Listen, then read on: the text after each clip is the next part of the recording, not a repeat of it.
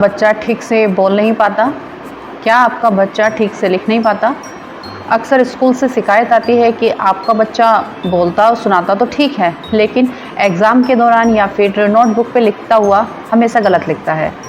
उसको वर्ड समझ में नहीं आते, उसको मात्राएं समझ में नहीं आती, वो मैथ्स में बहुत कमज़ोर है, वो स्पेलिंग ठीक से नहीं पढ़ पाता। तो क्या आप इस तरह की प्रॉब्लम को फेस कर रहे हैं?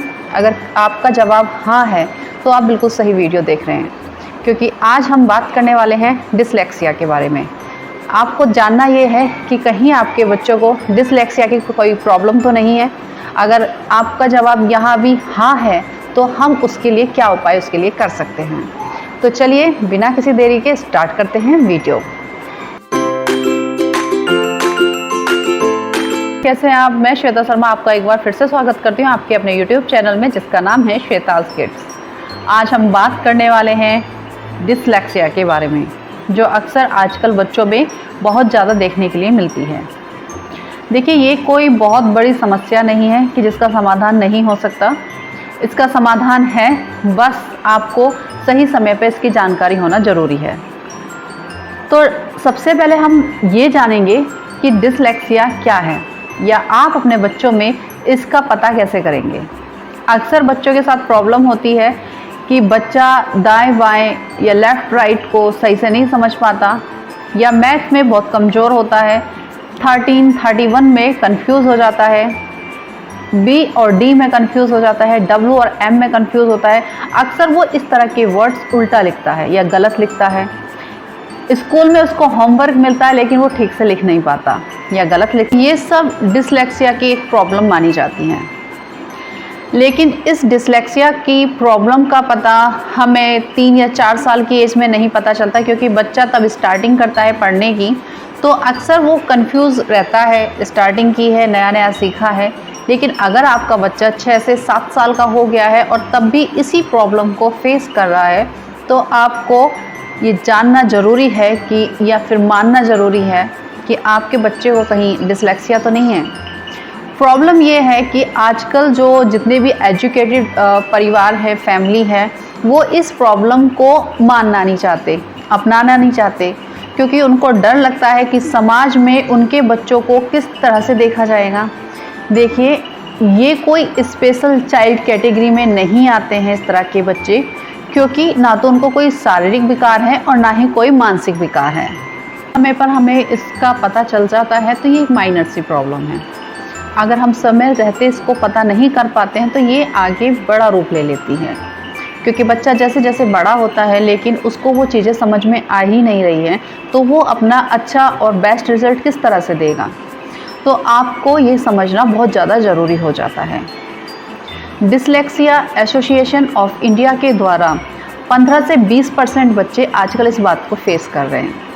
अन्य मनोवैज्ञानिक की बात को माने तो करीब, अगर स्कूल में 1000 बच्चे हैं तो 100 से 150 बच्चे इस प्रॉब्लम को फेस करते हैं। प्रॉब्लम हम शुरू से क्रिएट कर देते हैं। हमें लगता है बच्चा छोटा है, सीख जाएगा धीरे धीरे जैसे जैसे बड़ा होगा, लेकिन हम उसकी मनोस्थिति को समझ ही नहीं पा रहे, क्योंकि वो चीज़ को समझ ही नहीं पा रहा है, तो वो अपना बेस्ट रिज़ल्ट किस तरह से देगा। डिसलेक्सिया में ज़रूरी है कि आप इसको पहचानेंगे कैसे। क्या एक ऐसी स्थिति है जो दिमाग की बोलने और लिखने की क्षमता को प्रभावित करती है।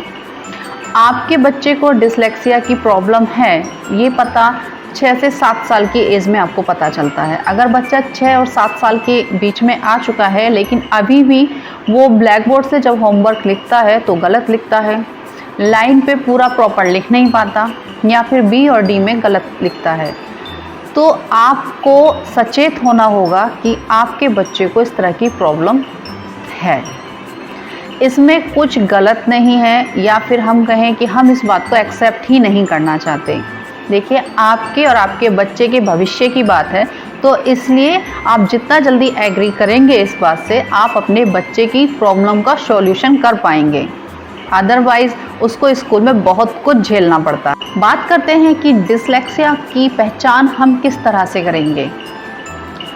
3 से 4 साल की एज को हम छोड़ देते हैं, वहाँ भी आप थोड़ा सा ध्यान दीजिए कि आप बच्चे को जब भी पढ़ाते हैं तो इजी मेथड से पढ़ाइए।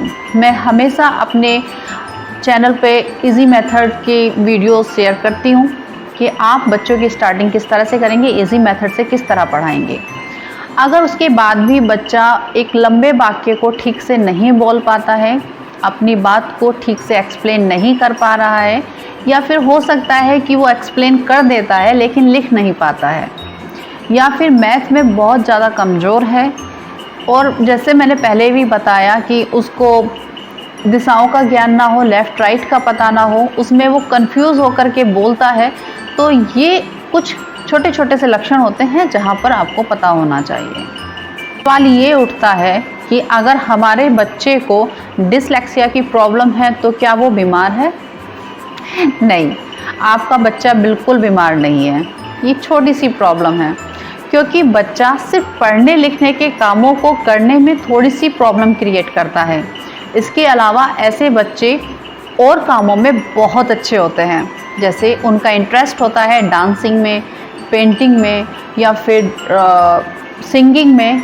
इस तरह के काम उनको बहुत अच्छे लगते हैं। पढ़ाई लिखाई के जो रिलेटेड काम होते हैं उनको थोड़ा सा उनको करने में उनको प्रेशर महसूस होता है।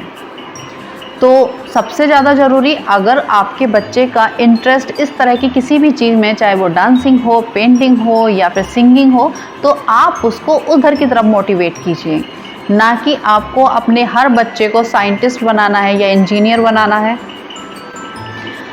बात करते हैं कि क्या इसका सॉल्यूशन हो सकता है। तो देखिए, इसका सॉल्यूशन बिल्कुल हो सकता है अगर आप टाइम से किसी भी चिकित्सक से परामर्श लें, या फिर मनोवैज्ञानिक से, या फिर स्पीच और लैंग्वेज थेरेपिस्ट से, या किसी अदर थेरेपिस्ट से अगर आप मदद लेते हैं तो इस प्रॉब्लम का सॉल्यूशन हो जाता है। हम खुद एज ए पेरेंट्स या फिर एज ए टीचर उनकी मदद करना चाहते हैं तो हम किस तरह से कर सकते हैं। तो देखिए, सबसे पहले आप अपने घर के माहौल को अच्छा कीजिए। अगर बच्चे के साथ इस तरह की कोई प्रॉब्लम है तो ऐसे बच्चों के दिमाग पर प्रेशर होता है आपके घर के झगड़े का, या फिर आप जब उनको पढ़ाते हैं तो ध्यान रखिएगा कि आप उनको अकेले माहौल में पढ़ाएं। ये नहीं कि आपके घर में शोर मच रहा है या फिर आप बोल रहे हैं कि जल्दी काम करो, मेरे पास अपने और काम है, तो ऐसे बच्चों को अपना काम करने में थोड़ा टाइम लगता है, जो एक सामान्य बच्चे से थोड़ा ज़्यादा हो सकता है। तो बच्चे के ऊपर प्रेशर बिल्कुल ना दें कि ये काम आपको इतनी देर में निपटाना है, जल्दी करो, मुझे तो कहीं जाना है। तो आपको बहुत ही शांति के साथ उनको बिहेव देना है। आप एक टीचर हैं और आपको ऐसा कोई बच्चा अपनी क्लास में देखने के लिए मिलता है कि वो बच्चा ठीक से सुना नहीं पाता है, या फिर वो और बच्चों के मुकाबले थोड़ा दबता है क्योंकि उसको चीज़ें समझ नहीं आती, तो इसलिए वो बता नहीं पाता। तो टीचर्स की भी जिम्मेदारी होती है कि वो ऐसे बच्चों को ज़्यादा टाइम दें, सही से समझाएं, प्यार से समझाएं। तो इस तरह से प्यार देने से वो बच्चे जल्दी अपनी इस प्रॉब्लम से निकल सकते हैं।